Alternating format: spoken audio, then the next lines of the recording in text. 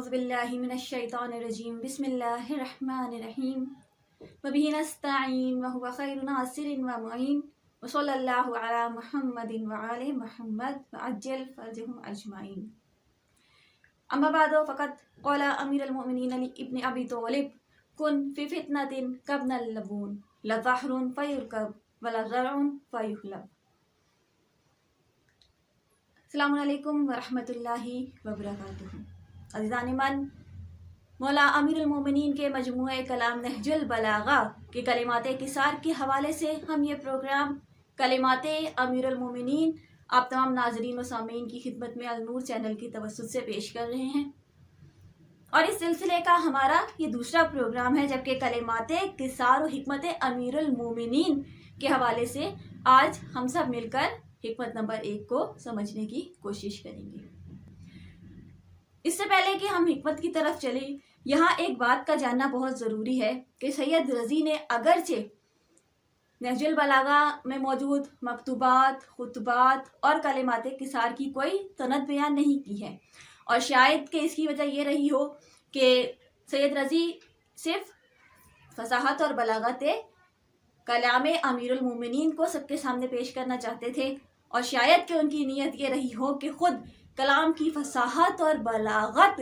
को देखकर लोग ये समझे कि इतना फसीह और इतना बलीग कलाम किस शख्सियत का है, क्योंकि जैसे कहा जाता है कि खुशबू खुद चमन का पता देती है, ऐसे ही ये कलाम खुद इस बात का पता देता है कि ये कलाम है किस शख्सियत का। लेकिन अगरचे सैयद रज़ी ने इस पर काम नहीं किया, मगर उनके बाद के बहुत से उलमा ने हत्ता के नहजुल बलागा में मौजूद तमाम मकतूबात, खुतबात और फरामीन के हवाले और असनाद सैयद रज़ी से पहले के उलमा ने भी अपनी किताबों में बयान किए हुए हैं, और सैयद रज़ी के बाद भी बहुत से उलमा ने इसके ऊपर काम किया और नहजुल बलागा के हवाले से तमाम असनाद और मसादिर को एक जगह पर इकट्ठा किया है। इन तमाम असनाद और मसादिर के हवाले से जो कुतुब लिखी गई हैं, उनमें जो सबसे अहम किताब है वो है मसादिर नहजुल बलागा। बस ये हिकमत नंबर 1 भी मसादिर नहजुल बलागा में मौजूद है, और उसमें मौलिफ ने हिकमत नंबर 1 की सरत को बयान किया है। आइए हम चलते हैं अब अपनी हिकमत नंबर 1 की तरफ। अपनी पुरमाना और मफाहिम से भरी हुई इस हिकमत में अमीरुल मोमिनीन फरमा रहे हैं कि फितना और फसाद के ज़माने में इस तरह रहो कि जैसे एक ऊँटनी का कमसिन बच्चा होता है कि ना उसके ऊपर सवारी की जा सकती है और ना ही उसके धोने के लायक तन होते हैं। अज़ीज़ान ईमान, इस कलाम को समझने के लिए ज़रूरी है कि हम पहले 2 अल्फाज को समझ लें। नंबर 1 फितना, कि फितना क्या है, और नंबर 2 इब्नुल लबून। खूब, बस अरबी में जैसे कि हम सब जानते हैं कि हर लफ्ज़ के बहुत से मायने मौजूद होते हैं, और लफ्ज़ के मायने मुस्तहसन भी होते हैं और कभी भी होते हैं, यानी बाज़ औक़ात एक ही लफ्ज़ के बेहतरीन मायने भी बयान किए जाते हैं और उसी लफ्ज़ के बुरे मायने भी बयान किए जा रहे होते हैं। अब सवाल ये पैदा होता है कि आया फितना के मायने फ़कत कभी हैं, बुरे हैं, यानी फसाद, लड़ाई झगड़ा, कत्ल गारत? ना, बल्कि फितना के मायने आजमाइश, इम्तिहान के भी हैं, जैसे कि खुद कुरान करीम में आया है। सूरह इन्फाल आयत नंबर 27 में परवरदिगार आलमीन इरशाद फरमा रहा है, बिस्मिल्लाहिर्रहमानिर्रहीम वअलमू अन्नमा अम्वालुकुम व औलादुकुम फितनतुन, और जान लो कि तुम्हारा माल और तुम्हारी औलाद तुम्हारे लिए आजमाइश है, इम्तिहान है। इसके अलावा हम देखते हैं कि कुरान मजीद में ही हारूत और मारूत के किस्से में भी लफ्ज़ फितना आजमाइश और इम्तिहान के मायनों में इस्तेमाल हुआ है। इसके अलावा कुरान करीम में इसी लफ्ज़ फितना को अजाब के मायने में भी इस्तेमाल किया गया है, जैसे कि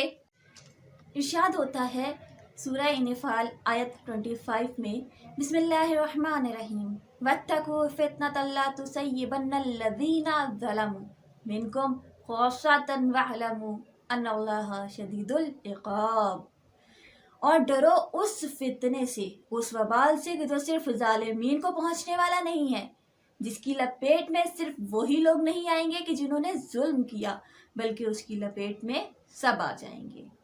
اور جان لو کہ پروردگار عالمین سخت سزا دینے والا ہے۔ خوب، بس ہم نے دیکھا کہ فتنہ مستحسن معنی میں بھی آیا ہے اور کبھی معنی میں بھی استعمال ہوا ہے، اسی لیے فتنہ کے لیے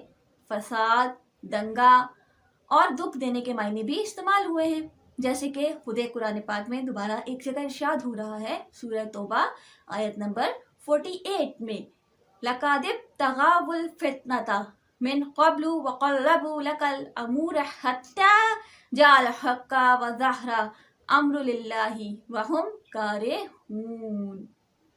بے شک انہوں نے اس سے پہلے بھی فتنے کی کوشش کی تھی اور تمہارے امور کو الٹ پلٹ دینا چاہتے تھے، یہاں تک کہ حق آ گیا اور اللہ کا حکم غالب آ گیا، جبکہ وہ سب ناپسند کر رہے تھے۔ بس عزیزان من، فتنہ بہت سے معنوں میں استعمال ہوا ہے، لیکن اگر ہم اس کے لغوی معنی دیکھیں تو اس کا مادہ فتن ہے، فتنون، فتن، جس کے معنی لغت میں یہ بتائے جاتے ہیں کہ خام سونے کو آگ کی بھٹی میں ڈالنا تاکہ یہ سونا خالص سونے میں تبدیل ہو جائے، تاکہ کھرا اور کھوٹا الگ ہو جائے، سچا اور جھوٹا معلوم ہو جائے، صحیح اور ناقص کی پہچان ہو جائے، تاکہ مرحلہ فتن سے گزر کے، اس کی آگ اور اس کی شدت سے گزر کے یہ خام سونا اپنی حالت اصلی میں یعنی کہ پیور ہو جائے، جو بے قیمت تھا، جس کی کوئی قیمت نہیں تھی، وہ پھر قیمتی بن جائے۔ بس اسی طرح پروردگار عالمین نے دیکھیں کس قدر خوبصورت مثال ہے، تشبیہ ہے، اور کتنا پیارا یہ مرحلہ ہے فتن کا، کہ آگ کی حدت سے، آگ کی شدت سے گزر کر سونا جو ہے وہ خام سونا خالص ہو جاتا ہے، وہ جو پہلے پیور نہیں تھا وہ پیور ہو جاتا ہے۔ بس اسی طرح پروردگار عالمین نے انسان کو اس مرحلہ فتن سے گزارا، آزمائش سے گزارا، امتحان سے گزارا، تاکہ انسان حقیقی بن جائے، اسے کمال کی راہ کی طرف گامزن کرنے کے لیے، اس کے درجات کو بلند کرنے کے لیے، اور اس کو اندر صفات حسنہ کو پیدا کرنے کے لیے، صفات حسنہ کو پیدا کرنے کے لیے، تاکہ یہ انسان جب اس آزمائش کی بھٹی سے گزرے گا، جب اس مرحلہ فتن سے گزرے گا اور اس سے مختلف طریقوں سے امتحان لیا جائے گا، تو وہ انسان بنے گا جو انسان حقیقی ہے، وہ انسان بنے گا جو اپنی حقیقت کو پالے گا، وہ انسان بنے گا کہ جو بے قیمت سے قیمتی بن جائے گا، تب وہ انسان بنے گا کہ وہ اس راہ کا مسافر ہوگا کہ جب پروردگار عالمین اس کے نفس کو خریدے گا۔ جی عزیزان من، یہ انسان ویلیویبل بن جائے گا، وہ انسان کہ جس کی پہلے کوئی ویلیو نہیں تھی۔ اس لیے کبھی بھی امتحان اور آزمائش سے گھبرانا نہیں چاہیے، کیونکہ یہ امتحان اور آزمائش اسی لیے آتے ہیں تاکہ یہ ہمیں قیمتی بنائے پروردگار عالمین کے لیے۔ بس یہاں پر جو بھی کام خالص اور ناخالص میں تمیز کرنے کے لیے ہو اسے بھی فتنہ کہتے ہیں۔ مثلا جیسے میں نے ابھی آپ کو بتایا کہ امتحان کے وقت پتہ چلتا ہے کہ کون کتنا مخلص ہے، کتنا خالص ہے۔ بس یہ تو تھے فتنہ کے ایک معنی، لیکن وہ معنی کے جو یہاں پر حکمت اول میں امیر المومنین نے مراد لی ہیں وہ ہے فساد، لڑائی جھگڑا، قتل گیری، پرآشوب دور وغیرہ کے۔ خوب، دوسرا لفظ جو کہ قابل وضاحت ہے وہ ہے ابن اللبون۔ لبون اس اونٹنی کو کہتے ہیں کہ جس کے تھنوں میں دودھ اترا ہوا ہو، اور ابن اللبون اونٹنی کا وہ 2 سالہ بچہ کہ جو تیسرے سال میں آ گیا ہو۔ اب اس سے پہلے کہ ہم اس کے معنی کی طرف چلے، یہاں پر ایک سوال پیدا ہوتا ہے کہ مولا نے اس حکمت میں آخر اونٹ ہی کی مثال کیوں دی؟ کسی اور جانور کی مثال بھی دے سکتے تھے مولا۔ اور جب یہ سوال میرے ذہن میں آیا اور میں نے اس کے اوپر تحقیق کرنا شروع کی، جستجو کی، تو یقین جانیے اس قدر لطف آیا اس کی حقیقت کو جاننے کے بعد کہ میں آشش کر اٹھی کہ جس طرح سے قرآن صامت مثالیں بیان کر رہا ہے، اسی طرح قرآن ناطق بھی وہی مثال بیان کر رہا ہے. دونوں ہی اونٹ کی مثال بیان کرتے ہوئے انسانی ذہن کو ہدایت سے نزدیک کر رہے ہیں. بس ہم نے یہ دیکھا ہے کہ انسان جو چیز سنتا ہے، جو چیز دیکھتا ہے اور جو چیز اپنے حواس سے محسوس کرتا ہے وہ بہتر طور پر سمجھ سکتا ہے. بس اس قرآن ناطق نے، مولا کائنات نے یہاں پر اونٹنی کے بچے کی مثال اس لیے دی تاکہ انسان بہتر طور پر اس مثال کو دیکھتے ہوئے مولا کی اس حکمت سے نزدیک ہو سکے. ہدایت کا وہ راستہ جو مولا دکھانا چاہ رہے ہیں ہم اس کو بہتر طور پر سمجھ سکیں. بس عزیزان من، قرآن کریم میں بھی یہ روش موجود ہے اور یہ بات قرآن ہمیں سمجھانے کے لیے بہت سی جگہ پر ہم نے دیکھا ہے کہ تمثیل پیش کرتا ہے، مثالیں دیتا ہے. جیسے میں نے کہا کہ قرآن بھی یہی روش اختیار کیے ہوئے ہے کہ وہ بات کو سمجھانے کے لیے تمثیل سے، مثال سے لوگوں کے ذہن کو اس بات سے نزدیک کرتا ہے. اسی طرح مولا کائنات نے بھی یہ مثال دی تاکہ ہمارا ذہن اس بات سے نزدیک ہو جائے. قرآن کریم میں ارشاد ہو رہا ہے کہ افلا ینظرون الی الابل کیف خلقت، سورہ غاشیہ آیت نمبر 17، کہ کیا وہ اونٹ کی طرف نہیں دیکھتے ہیں کہ اسے کس طرح سے پیدا کیا گیا ہے. اب مفسرین نے یہاں پروردگار عالمین نے اونٹ کی مثال کیوں دی اس کی وجہ بیان کی ہے. اور مفسرین بیان کرتے ہیں کہ چونکہ عربوں کی زندگی میں بہت سے کام جو ہے وہ اونٹ سے وابستہ تھے اور یہ اونٹ جو ہے اس میں بہت سی خصوصیات پائی جاتی ہیں کہ وہ نہ صرف سواری کے لیے، بار برداری کے لیے استعمال ہوتا ہے بلکہ اس سے دودھ بھی حاصل کیا جاتا ہے. دوسرا، اونٹ 8 سے 10 روز تک بھوک اور پیاس برداشت کر کے زندہ رہ سکتا ہے. تیسرا یہ کہ عرب میں جب تجارت کے لیے جایا جاتا تھا تو وہ تمام راستے کے جن سے گزرنا بے حد مشکل ہوتا تھا، جن کو عبور کرنا ناممکن ہوتا تھا، وہاں سے اونٹ آرام سے گزر جاتا تھا. اور تیسرا یہ کہ اپنی اس قدر بڑے جثے کے باوجود، اپنی اس قدر بڑی زیادہ طاقت کے باوجود یہ نہایت ہی مطیع اور فرمانبردار جانور ہے. حتیٰ کہ اگر مالک کا ایک چھوٹا سا بچہ بھی اس کی لگام کو پکڑ کر چلتا رہے تو یہ اس کے پیچھے پیچھے چلتا چلا جاتا ہے. اسی لیے رب کریم نے اونٹ کی مثال دیتے ہوئے انسان کو غور و فکر کرنے کی دعوت دی ہے کہ تم دیکھو تو صحیح کہ ہم نے اس اونٹ کو اس قدر خصوصیات کے ساتھ پیدا کیا ہے اور تم اس سے اس قدر فائدے لیتے ہو اور اس قدر طاقت ہے اس میں، لیکن یہ اپنے مالک کا کس قدر فرما بردار ہے کہ جیسے جیسے اور جہاں جہاں وہ لے کر جاتا ہے یہ اس کے پیچھے پیچھے چلتا چلا جاتا ہے. تو کیا تم اس میں غور و فکر کر کے اپنے خالق تک نہیں پہنچ سکتے کہ جس نے اس قدر خصوصیات والی اور اس قدر عظیم مخلوق کو خلق کیا ہے، وہ خالق کس قدر عظیم اور خود کس قدر قدرت کا مالک ہوگا. بس ذرا غور تو کرو کہ ایسی مخلوق کا خالق کس قدر عظیم ہے. اور یہ مثال فقط اس دور کے لیے نہیں تھی کہ اگر ہم کہیں کہ جی یہ مثال تو اسی دور کے لیے تھی، آج کے دور میں تو ہم اسے سمجھ نہیں سکتے، تو یہ ایک ناممکن بات ہے. کیونکہ آج کے سائنسی ترقی دور میں، اس دور میں کہ جب سائنس نے اس قدر ترقی کر لی اور ہر چیز کے بارے میں سائنس جو ہے وہ ریسرچ کر رہی ہے، اس دور میں ہم یہ مثال اس دور کے لوگوں سے زیادہ بہتر طور پر سمجھ سکتے ہیں. بس اسی لیے مولا کائنات نے اونٹ کی اہمیت کو مد نظر رکھتے ہوئے کہ چونکہ مولا جانتے تھے کہ ہر دور میں یہ مثال بہترین طور پر انسان سمجھ لے گا، تو مولا نے یہ مثال پیش کی، یہ تمثیل دی کہ جس طرح اونٹ جب بڑا ہوتا ہے اس سے بے حد فائدے لیے جاتے ہیں، لیکن تم سوچو کہ جب یہ کم سن ہوتا ہے تو اس سے کسی قسم کا فائدہ حاصل نہیں ہوتا. ہم ابن اللبون سے کسی قسم کا فائدہ حاصل نہیں کر سکتے، نہ ہی اس کی سواری کر سکتے ہیں اور نہ ہی اس سے دودھ حاصل کر سکتے ہیں. اور اسی طرح اس حکمت میں ایک اور جگہ پر یہ بھی آگے ارشاد ہوتا ہے کہ نہ ہی اس سے ہم پشم حاصل کر سکتے ہیں. بس فتنہ و فساد کے زمانے میں اونٹ کے اس 2 سالہ بچے کی طرح رہو کہ کوئی بھی تم سے فائدہ حاصل نہ کر سکے. عزیزان من، اب اگر ہم دیکھیں تو انسان کو 4 طرح کے فتنہ و فساد کا سامنا پیش آ سکتا ہے. انسان فتنہ فساد کے حوالے سے 4 طرح کی سچویشنز میں مبتلا ہو سکتا ہے۔ اب مختصراً ہم اس سچویشن کے اوپر بات کرتے ہیں اور اس کو سمجھنے کی کوشش کرتے ہیں۔ نمبر 1، فتنہ و فساد یا تو قوم اور ملت کے درمیان ہو سکتا ہے، ایک مذہب اور برادری والوں کے درمیان بھی ہو سکتا ہے، حتیٰ کہ گھر میں بھائی بھائی کے درمیان بھی فتنہ اور فساد ہو سکتا ہے،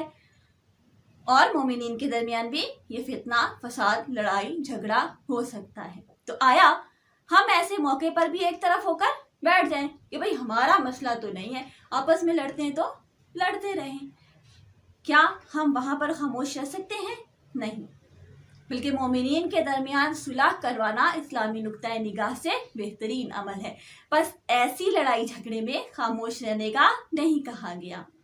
دوسری سچویشن، وہ زمانہ، وہ دور کہ جب ایک طرف حق ہو اور دوسری طرف باطل ہو، تو ایسے دور میں مومن کی ذمہ داری کیا ہے؟ ایسے دور میں مومن کی ذمہ داری یہ ہے کہ وہ باطل کو چھوڑ کر حق کا ساتھ دے، پھر چاہے باطل کتنا ہی طاقتور کیوں نہ ہو، وہ کتنی ہی زیادہ تعداد میں کیوں نہ ہو، ہم باطل کا ساتھ نہ دیں بلکہ ہم حق کا ساتھ دیں۔ اور اس کی مثال ہمارے سامنے ہے، خود کربلا میں موجود ہے کہ ہزاروں کی لشکر میں کہ جہاں ہمیں افرادی قوت زیادہ نظر آ رہی تھی، ظاہری طور پر طاقت زیادہ نظر آ رہی تھی، مگر اس کے مقابلے میں 72 سے 100 افراد کا وہ مختصر سا قافلہ ایسے ان تمام پر غالب رہا کہ آج بھی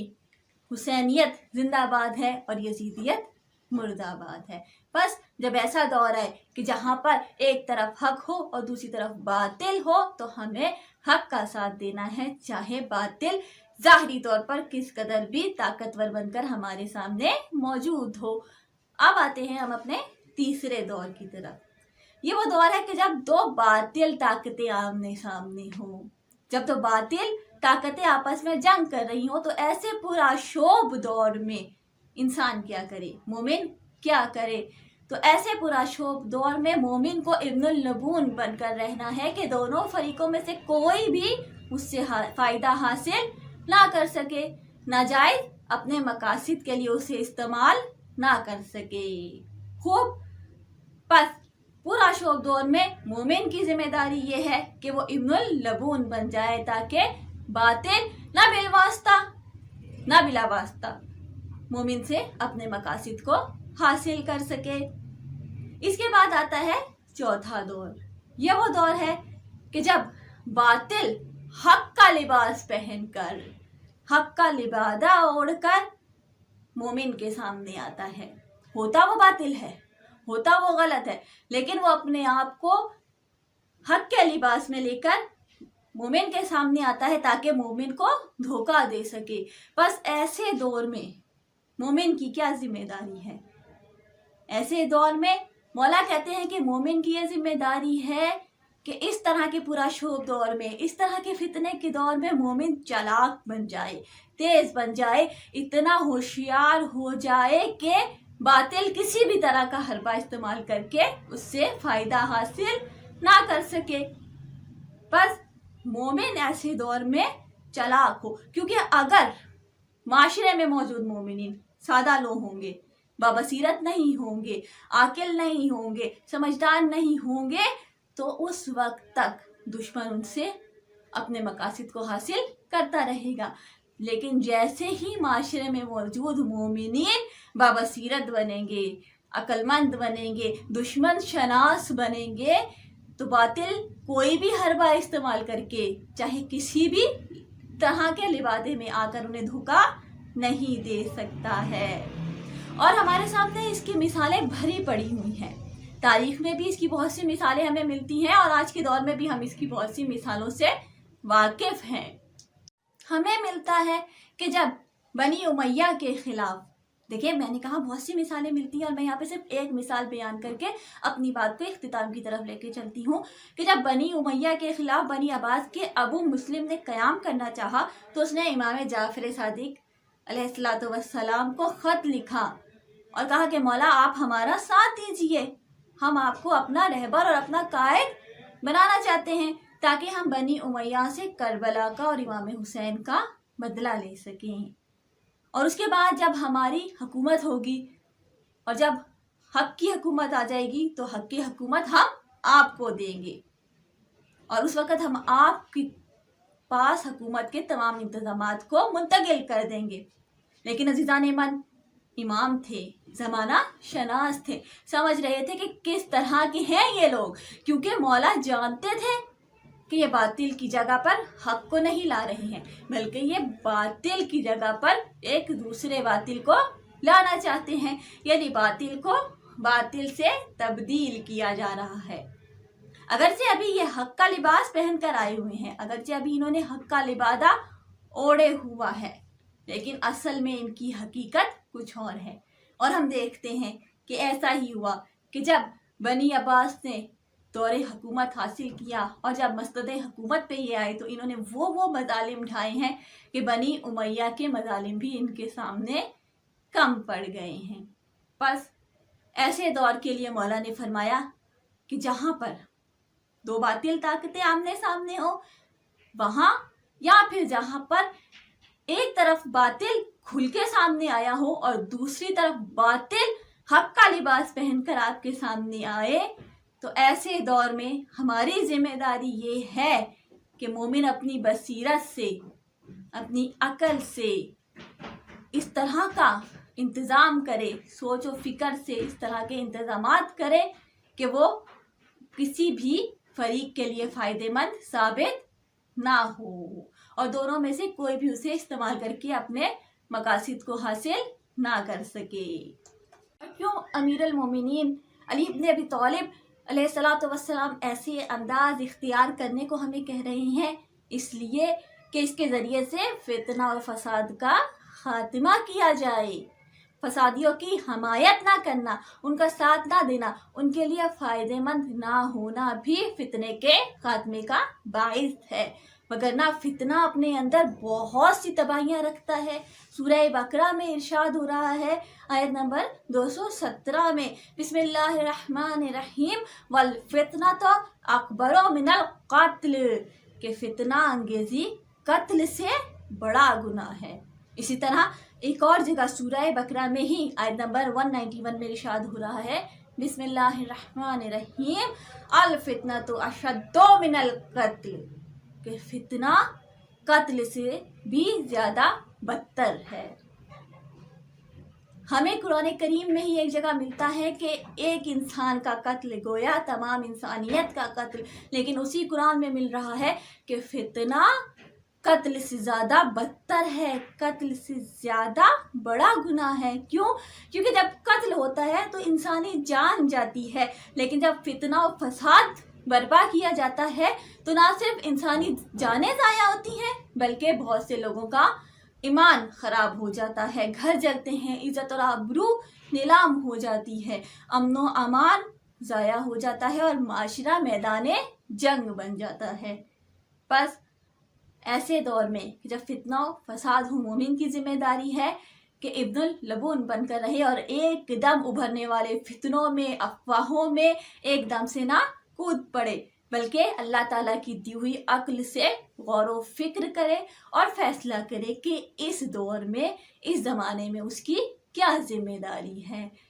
پروردگار عالمین سے دعا ہے کہ ہمیں فتنہ و فساد کے زمانے میں اس طرح رہنے کی توفیق عطا فرما کہ جس طرح امیر المومنین نے بیان کیا ہے، اور ہمیں نہج البلاغہ کو پڑھنے کی، سمجھنے کی اور اس پر عمل کرنے کی توفیق عطا فرمائے۔ آمین یا رب العالمین۔ السلام علیکم ورحمۃ اللہ وبرکاتہ۔